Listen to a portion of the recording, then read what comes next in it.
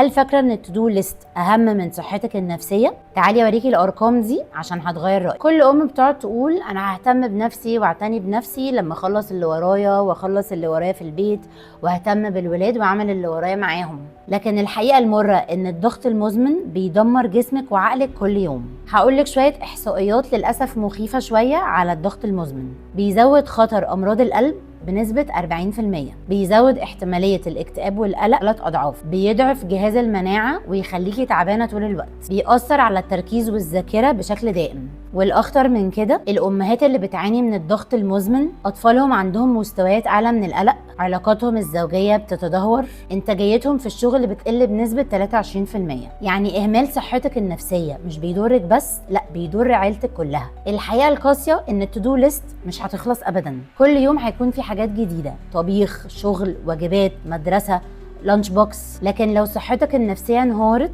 وقتها مش هتقدري تعملي ولا حاجة من الحاجات دي.